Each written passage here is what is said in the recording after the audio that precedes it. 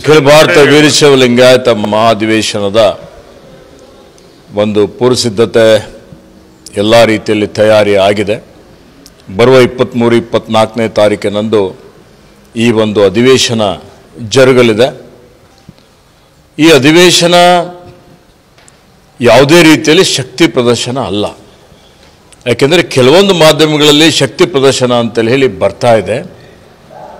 ವಾಡಿಕೆಯಂತೆ ನಡೆಯುತ್ತಿರುವ ಅಧಿವೇಶನ ಎಲ್ಲ ಸಮುದಾಯದವರು ಮಾಡುವ ರೀತಿಯಲ್ಲೇ ಇವತ್ತು 119 ವರ್ಷಗಳಿಂದ ಏನು ಅಖಿಲ ಭಾರತ ವೀರಶೈವ ಲಿಂಗಾಯತ ಮಹಾಸಭೆ ಸಂಸ್ಥಾಪಕರಾದ ಪೂಜ್ಯ ಹಾನಗಲ್ ಕುಮಾರೇಶ್ವರರ ಏನು ಪ್ರಾರಂಭ ಮಾಡಿದಂಥ ಈ ಸಂಸ್ಥೆಯಲ್ಲಿ ಕಾಲಕ್ಕೆ 5 ವರ್ಷಕ್ಕೆ 10 ವರ್ಷಕ್ಕೆ ಒಂದು ಸಲ ಈ ಮಹಾಧಿವೇಶನ ನಡೀತದೆ.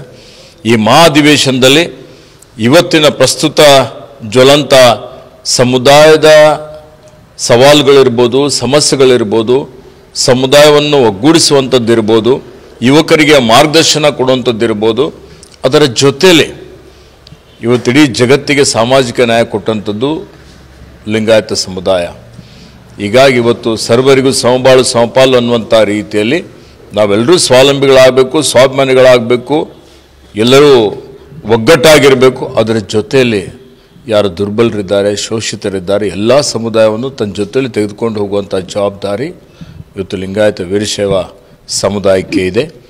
ಆ ನಿಟ್ಟಿನಲ್ಲಿ 23-24ನೇ ತಾರೀಕಿಗೆ ಅನೇಕ ಗೋಷ್ಠಿಗಳನ್ನು ಏರ್ಪಾಡು ಮಾಡಲಾಗಿದೆ. ಇವತ್ತು ರೈತರ ಅಧಿವೇಶನ ಇದೆ, ಮಹಿಳೆಯರ ಅಧಿವೇಶನ ಇದೆ, ಯುವಕರ ಅಧಿವೇಶನ ಇದೆ, ನೌಕರರ ಅಧಿವೇಶನ ಇದೆ, ಧರ್ಮಸಭೆಯ ಅಧಿವೇಶನ ಇದೆ. ಹೀಗಾಗಿ ಅನೇಕ ಅಧಿವೇಶನಗಳು ಮತ್ತು ಕೊನೆ ದಿವಸ 24ನೇ ತಾರೀಕು ಇವತ್ತೇನು ನಿರ್ಣಯಗಳು ಒಂದು ಮನ್ನಣೆ ಮಾಡುವಂಥ ಒಂದು ಕಾರ್ಯಕ್ರಮ. ಈ ಕಾರ್ಯಕ್ರಮದಲ್ಲಿ ಈ ರಾಜ್ಯದ ಈ ನಾಡಿನ ಎಲ್ಲ ಪ್ರತಿಷ್ಠಿತ ಮಠಾಧೀಶರು, ಪೀಠಾಧೀಶರು, ಹರಗುರು ಚರಮೂರ್ತಿಗಳು ಭಾಗವಹಿಸ್ತಾ ಇದ್ದಾರೆ. ಇವತ್ತು ಹಾಲಿ ಮಾಜಿ ಮುಖ್ಯಮಂತ್ರಿಗಳು, ಸಚಿವರು, ಮಾಜಿ ಸಚಿವರು, ಶಾಸಕರು, ಮಾಜಿ ಶಾಸಕರು, ಸಾಹಿತಿಗಳು, ಚಿಂತಕರು, ಹೀಗಾಗಿ ಕಲಾವಿದರು ಅನೇಕ ಜನ ಈ ಕಾರ್ಯಕ್ರಮದಲ್ಲಿ ಭಾಗವಹಿಸ್ತಾ ಇದ್ದಾರೆ.